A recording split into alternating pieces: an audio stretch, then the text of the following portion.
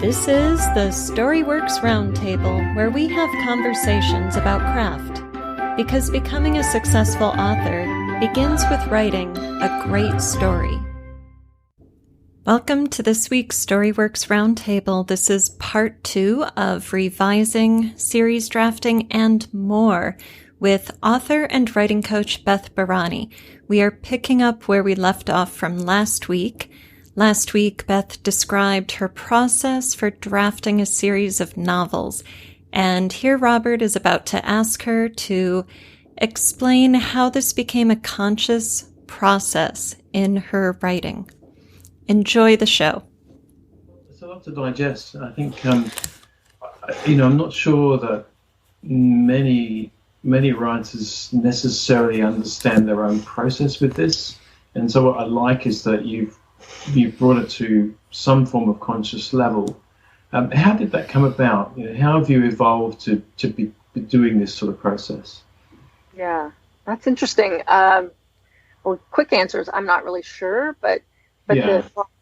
Also, I'm a big advocate to help authors know their creative process. Yeah. And it could be that because I struggled for so long to even get started as a novelist, it was easily over 10 years of desiring being a fiction writer and literally not knowing where to begin, and kind of being very disconnected from the goal and the dream, and really also having other focuses, university and then work. And so there's a lot of, I really felt the pain of the distance between me and like being this novelist that I dreamt of for so long. And so when I started, I needed other people's processes to get me going and give me some structure and guidance. Yes. And then I realized, I am somebody who likes step by step. It doesn't really matter what the steps are. Go here, then go there, then do that. Yes. And it's like, okay, got it. I need that. I need it. And then I realized other people need it. And there's other people's processes out there. And so I tried one. It was The Weekend Novelist. That was my first process I tried. And I did write a book with that, my first book. And took me 5 years because of life and everything. But also it taught me kind of what didn't work.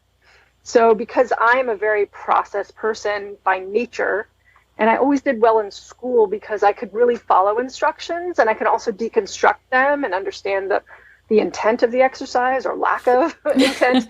It wasn't one, but it somehow, I guess my brain is wired to be very process oriented. And so knowing that, I started just paying attention to what I liked and what I didn't like about what other writing teachers were offering me. And then because I am I recently did the Strengths Finder test, the Clifton Strengths Finder, and my top thing is learner. Like, I'm an avid learner, right? Like a lot of us, I was reading at 5 and going to the library by myself at 7 and reading every book I could on magic and, that kind of intensity at a young age that learners need to reinforce their learning. And one of the ways to do that is being a teacher. And so I started being a helper of other people on their writing around 19 years old in college, just helping my buddies, reading their papers. And then I was a writing tutor at 19 and so on and more, And so I realized that when I teach a thing, this is how you get started on your novel, then it reinforces that for me. And it's a wonderful feedback loop. And I only teach what I use and what I've found to be useful. And so I think that might answer your question about how this came about. Yeah. And I'm constantly learning. Like I feel with revisions, it can be very murky and challenging to help writers learn their own editing and revising process. And this is what I focus on in my business. I mean, my core authors that work with us on these, long-term programs, that's what we're focused on. And really in the day-to-day trenches and really just helping each other become conscious of it. And it's no set thing, right? Each person's going to have their own relationship to the editing process. And I love helping authors explore that. And I love getting to know it for myself. Because then once you know it, then you're like, aha, I write best in the afternoon, or I write best in the middle of the night. I'm like, well, give it to yourself. Or I edit best in this particular location in my house, or with this particular soundtrack, or with this tea sitting, or with this idea in mind, or whatever it is, right? To help create the external and the internal environment to support best that step you're in your novel writing process. Yeah, so your process has been a combination of highly iterative over a long period of time, but also with that intense focus on enthusiasm for learning, which has obviously driven it and underpinned the whole thing. Yeah, exactly. And for those listening in, we've got a big double raise of the fists. What methods do you use? So speaking from a creativity coach and author coach now, so how do you help authors reach that point where they do know themselves that way and perhaps can even tap into this idea of revising for publication? Sure, yeah, and this is exactly what, like I said, we focus on this in our group coaching program for genre fiction novelists. And I start with asking people a series of questions so they can assess themselves. Mm-hmm. So there's several parts, right? There's assessing what you know and don't know about the craft of storytelling, from language stuff to character to plot to even, the grammar, punctuation, sentence construction, right? There's these kind of main components. And we have a long assessment checklist that we offer people in our Edit Your Novel class, where I literally ask them to rate themselves 0 to 5. So you're like taking your own assessment. You don't need to go to a doctor. You can just ask yourself. And of course, there's going to be many things that the author might go, oh, I had no, what is that? What are you asking me? And you're like, oh, okay, a big hole there. And then I also ask people some questions. I have a few questions in the class that are from NLP to help them understand if they are a process person. First 1, then 2, then 3, then 4. Or if they're like, oh, a little bit of this, more a buffet type. You're like, oh, I'm going to grab from here and everywhere, right? So that's kind of a spectrum. And then we also ask people if you are a toward person, meaning you're like, goal, yes.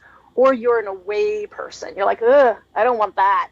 So people tend to be a toward or an away person, depending, and it's very, project and specific to you could be a toward person in one part of your life, but an away person in another part of your life. So when it comes to specifically fiction writing, and I ask them, what is that for you? Are you thinking about your end goal? Or are you thinking about, with the book in your reader's hands? Or are you thinking, gosh, on my deathbed, I certainly don't want to have to say, I wish I had written that novel, So you're like running away from the bad thing. And one isn't better than the other. It's just knowing how you operate, how you're already wired. That's what NLP is really about. Like learning how you are set up and then learning how to work with that to achieve your goals. And I think there might be another NLP question. I can't remember. I don't have that many in there because I was just kind of operating off of what was in me when I wrote the curriculum. And so those are some things that can help you. And then I ask, well, how can knowing these things about yourself help you achieve your goals? So if you know that you're a toward person and you're so motivated by that finished product, and I'm very much a toward person. I'm like, oh, I want the readers to hold the book in their hands. So then you can use that. So that is actually one of my primary tools that I use when I'm stuck in revisions. We revise for our readers. So envision your reader and think about who your reader is. Think about the experience they're going to have. So for me, this is an exercise that I come back to again and again whenever I'm stuck because it really motivates me.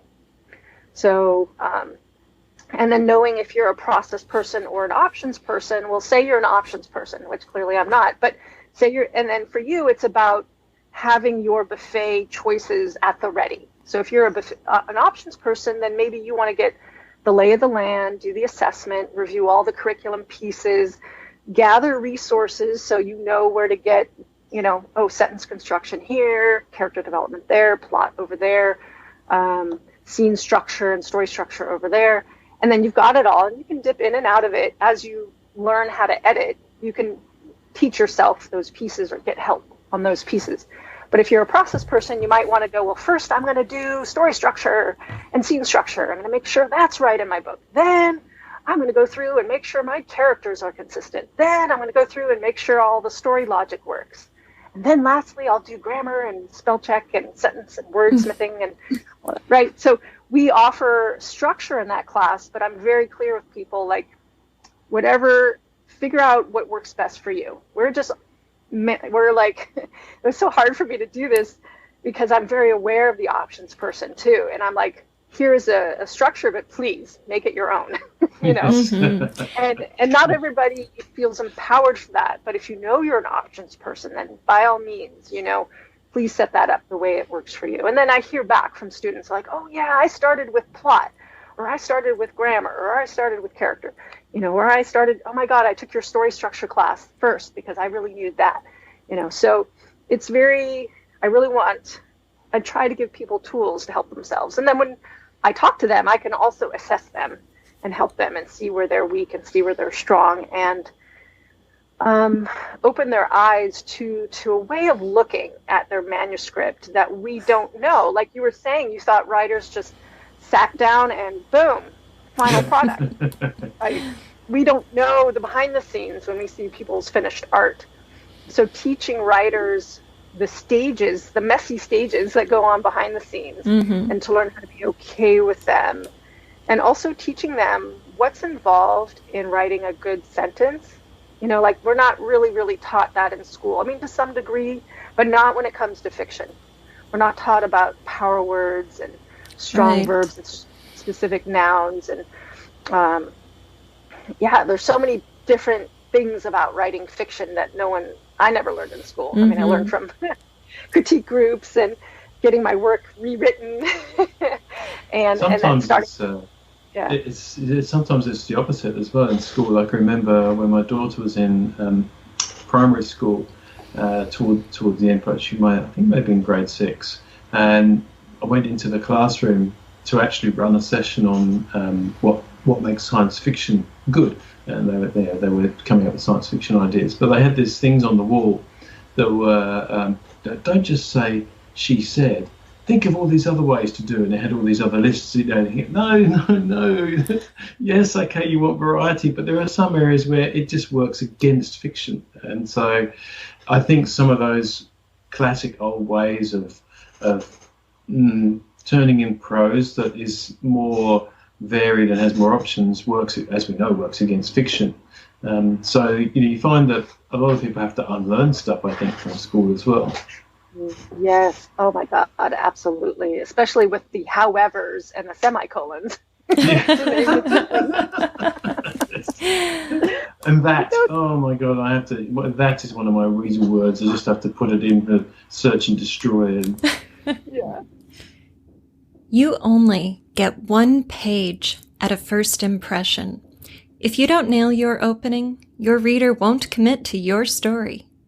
In any genre, any style, the writer's first objective is to capture the reader's attention. Will it be an action-adventure explosion, a rom-com heartwarming introduction to the lovers, a literary, contemplative, subtly tense drawing of character? No matter what kind of story you're writing, you only get one chance to make a first impression on your reader. It has to go beyond good, way beyond, to turn that impression into commitment. Because that's what we're asking of our readers, to commit their time and attention to our stories, to devote their hearts to our characters, to invest their excitement to the push, pull, and every twist of our plots. Write Great Openings is a new live workshop open for enrollment now. This is a writing and workshopping intensive course, so bring a draft of your work in progress. Enroll today at storyworksfiction.com to ensure your story makes a powerful first impression. So when you get down to that granular level, it's quite hilarious. But it sounds like you do very much start with a strong know thyself So however it might come across to an options person, it's, that you've got structure behind it. The point of it is still know thyself. And what are some of the different ways then you've noticed that these students of yours have them come to get to the sort of revising for publication? And have any of them embraced the same sort of way that you do it, or have you found? I'm curious as to how that comes across. Well, I know that one of my students, who it feels like he's now entering this revise for the reader phase, that he is saying things like, however long it takes, I am going to work on this sentence, then this paragraph, then this page. And he's also has experience as an actor and also as a flute player. And so there's this way in which I can see him, and we talk on Zoom and we edit together, that he's just like relaxed and just kind of, it's like sinking into the feeling of his story and really asking himself, is this what I want to say? Does this evoke the image and the feeling? Like we are editing together, which is something I do with clients and students. We call them live edits. I mean, we'll be right there and we'll like sentence by sentence work on the book. Yeah. And I can just see, I mean, we actually have the cameras off to save the bandwidth, but it's almost like I can hear him thinking and really digesting what could it be and what does he want it to be. And he really is these are my final decisions, probably. He's going to reread the work. And I can see people, I do this with our students too in our small group program. They're like, it's like they're listening to the language and they're listening to the pictures that the story evokes. And so there's a shift from, am I doing this right, to, is this working for the reader? And that's the thing, isn't it? Yeah, that's definitely that's that shift. When I was talking before earlier on about, you can get really caught up in the analytical side of editing and crafting sentences so that they've got that I don't know, how would you call it, functionality, but functionality isn't a feeling. And a story is a feeling, or a whole group of feelings, a whole group of sensations, a whole group of images. And so what you're teaching your students to do is to get back in touch with the journey that a story takes a reader on, and then trying to attach that to the prose itself. How is the prose supporting that or taking away from that? That's a real skill, I think, because you almost got split attention. That is so great. I've never quite put it like that, but I do see readers making that shift, and I mean writers. And it's interesting, even I have a beginning writer I'm working with who at first it was, am I doing this right? And also, what the hell am I doing? Because it just kind of came out. And within just 2 sessions already of me editing her work and giving her feedback, she's getting it. She's like, oh, I got it. I need to make a decision about that level of specificity, because she was a little too general in some ways. But yet, yeah, she had so many things already locked in. And once she just got some guidance, she started to get it. She's already in touch with the experience of her story. I can see, and that's so interesting. And then now we're just working on some of the technical issues, but I can also see she still has some gaps in her understanding around how to make this more powerful as in fiction. And so it's so interesting. Every writer is different. Like every story is different. It's fascinating. Of course. Yeah. So it's really exciting to work with authors on this level. I feel like there's a part where I'm like, here's all the tools you have. So there's learning the tools, and then there's executing on those tools. And when I'm working with authors on the execution and really helping them come to that revise for your reader phase, it is just so exciting for me and for them. And I'm very excited for them. It's a different way of looking at it. It's definitely delving much more into the psyche. I was interested from an NLP point of view as well. Have you ever done any parts work with authors? I have. Because that would be. To me, it reminds me of setting up a parts system where you've got the big part being the audience member, but there's a tracking part somewhere in there that can track the when, the rising and falling of emotions and things. I mean, I've done crazy things like graphing a story with rising and falling emotion, and because being very visual, it helped me see where my power scenes were and where I was obviously plotting for, maybe 10 scenes or so. But what you're doing is almost like a live version of that, where it's an in the moment thing. And that's why I said split attention. And as I said that, I thought maybe there's even, you've got multiple parts, and that might be a cleaner way for student authors to understand what's going on there if they understand the concept of that anyway.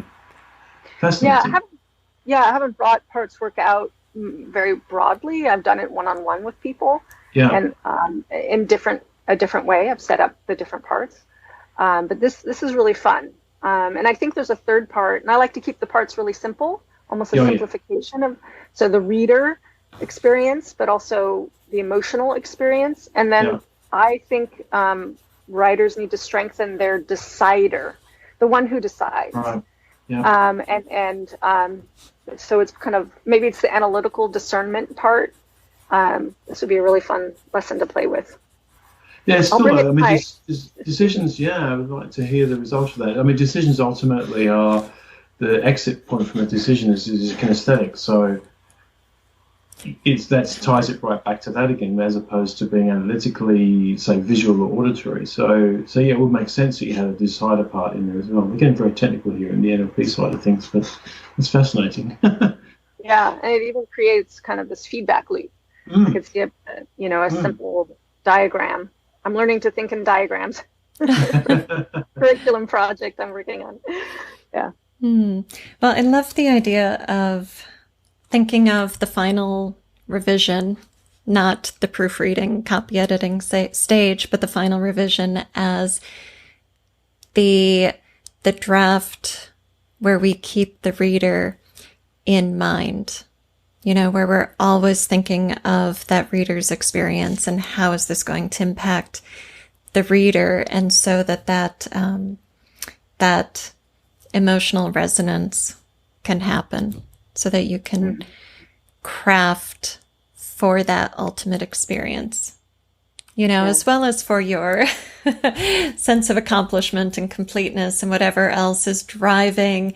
You mentioned the perfectionism, or making it not just good enough for a reader, but really something you're going to be proud of. But I think as literary artists, it's not about being good enough. It's about being proud of the experience that the book gives to the reader, right? Yes, I love how you put that together, the pride in one's work, but really it's about the pride of the reader immersed in your story. Yes, absolutely. I love that. So Beth, where can people find you and all of your fabulous resources? Sure, absolutely. Well, a good place to check out all of my classes that I teach and co-teach with my husband, it's Barany School of Fiction. So my name, Barany, schooloffiction.com. And there you can check out the classes and search around by keyword. That's a great place to check out the Edit Your Novel class and our group coaching program. And then if you want some fun resources to get you started, I recommend our blog, which is called writersfunzone.com. There we have tons of articles. You can sign up to get notifications, get some freebies. There's a link to some audio I've done and everything else. You'll see it's a portal into our world. So I really recommend those two places to start. Of course, my name, bethbarany.com, will get you to my website, which will then, of course, point you to other yummy things. And then we have some books on Amazon. You can search me on Amazon as well, and the other bookstores, Beth Barany, and you can see my fiction and my nonfiction. Fabulous. And if anybody missed any of those names or links, just head over to Storyworks Podcast. We'll have links in the show notes for you. So awesome. Catherine will be working very hard behind the scenes. Storyworks Reading Series is a new sister podcast to Storyworks Roundtable. It is a literary journal for your ears, the podcast that gives voice to your story and you. I want your short stories and lyric essays now. Submit by December 31st to be considered for publication in the first quarter of 2021. Details at storyworkspodcast.com. storyworks.com/submit. Thank you for listening to the Storyworks Roundtable. Find all our shows, show notes, and videos at storyworkspodcast.com.